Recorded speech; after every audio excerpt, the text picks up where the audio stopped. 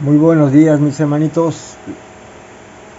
Les mando un gran saludo y por este medio vamos a continuar con el tema de Pedro, ¿verdad? Primera de Pedro, capítulo 1, versículo 11, que es el versículo que sigue. Mis hermanos, espero que esto lo tomen con el corazón correcto, porque hay mucha enseñanza, mucha doctrina en estos pasajes. Procedamos a leer.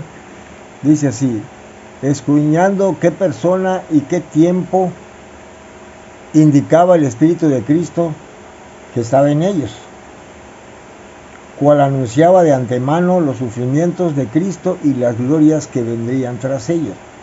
Bueno, aquí podemos ver cómo en el terreno, aquí tenemos un tema muy importante, ¿verdad? Sobre la naturaleza de Jesús, porque hay personas que creen que era un hombre común y corriente, ¿verdad? Que fue tomado por Dios y que fue enviado a la tierra. Pero este pasaje nos eleva a un plano más sobrenatural, un plano más divino, un plano más complejo, ¿verdad? Y en este pasaje nos está asegurando que el Espíritu de Cristo que estaba en ellos. Entonces, ¿cómo es que el Espíritu de Cristo vivía antes? La preexistencia de Cristo, que se le llama.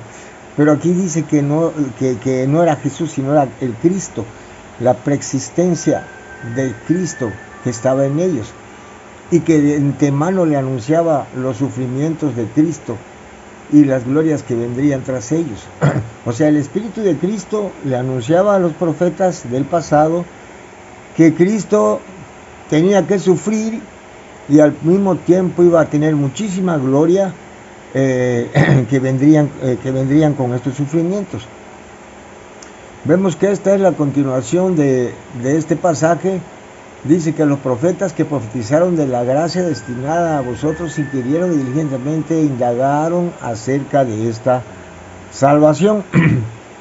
Así que ellos estaban muy interesados, como vimos en el tema anterior, en averiguar todo lo que tenía relacionado con el nuevo pacto. Ellos querían saber que ese nuevo pacto, cómo se iba a dar, en qué tiempo y qué persona sería la indicada en traer la expiación. Ahora, vemos que aquí en el versículo 11 dice que estas personas fueron asesoradas por el Espíritu de Cristo. Entonces, si el Espíritu de Cristo estaba dándoles a ellos profecía, entonces el Espíritu de Cristo y el Espíritu Santo son diferentes. Es lo mismo el Espíritu de Cristo, el Espíritu Santo y el Espíritu de Dios. ¿Qué diferencia hay en ellos? Vamos a ver algunos pasajes que tenemos acá en Romanos.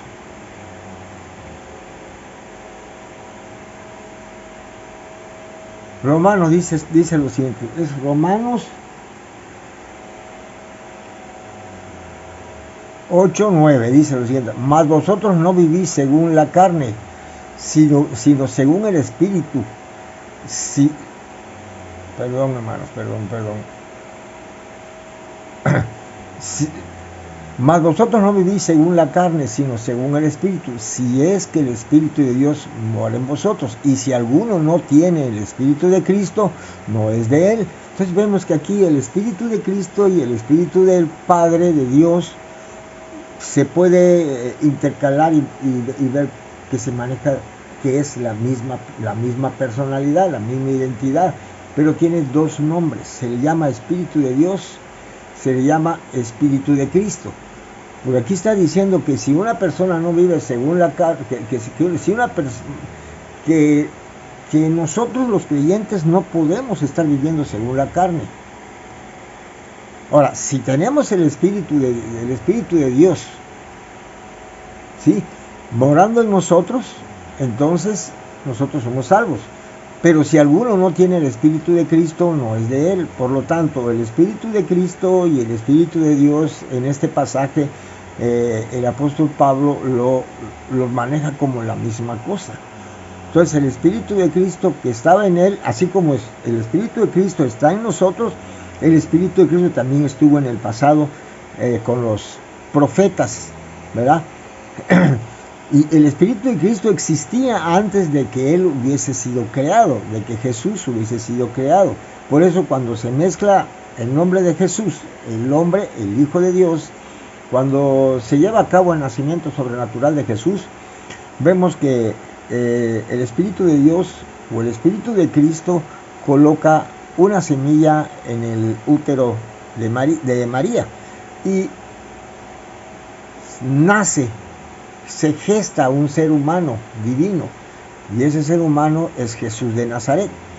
Pero Jesús de Nazaret no era un hombre cualquiera, porque él tenía el Espíritu de Cristo o el Espíritu de Dios. Por lo tanto, desde el punto de vista terrenal era un hombre 100% creado, ¿verdad? Engendrado y creado.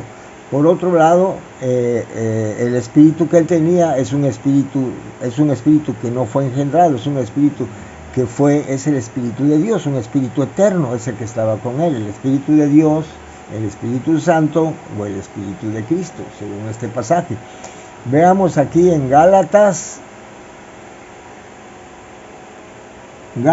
4:6, dice así: y por cuanto sois hijos, Dios envió a vosotros, a vuestros corazones, el Espíritu. Dice, espérenme tantito. Y por cuanto sois hijos, Dios envió a vosotros, a vuestros corazones, el Espíritu de su Hijo, el cual clama Abba Padre. Entonces dice que el Espíritu del Hijo, ¿por qué es el Hijo? El Hijo de Dios es Jesús de Nazaret. Y Dios es el Espíritu de Cristo, el Espíritu Santo o el Espíritu de Dios, para que me vayan entendiendo esta trilogía complicada, ¿verdad? De esta forma vamos a analizar también 1 de Pedro 1:21. Dice lo siguiente: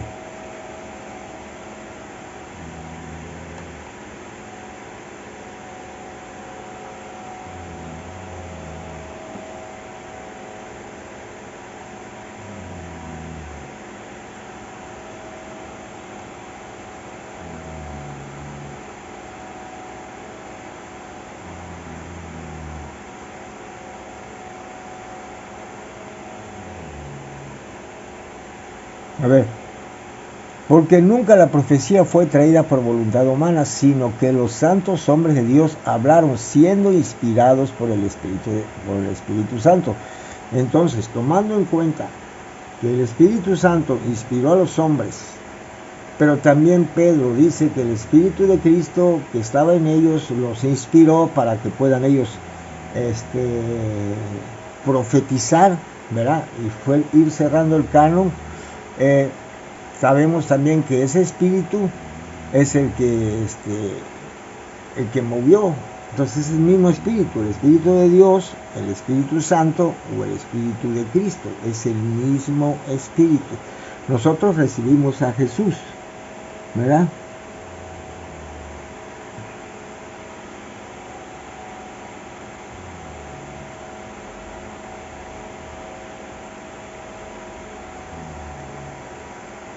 Y aquí vemos, por ejemplo,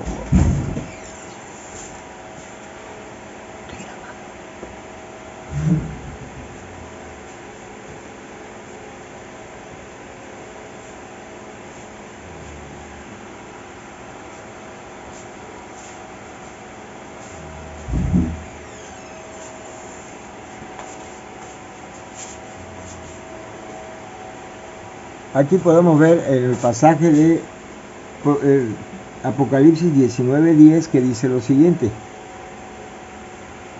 dice, yo me postré.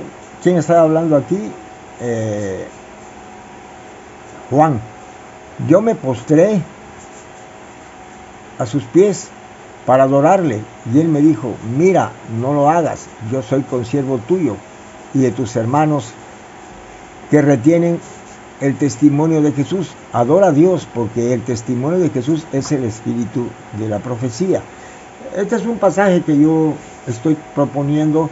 En este pasaje estamos viendo que todos los ángeles celestiales que fueron creados no reciben adoración, no permiten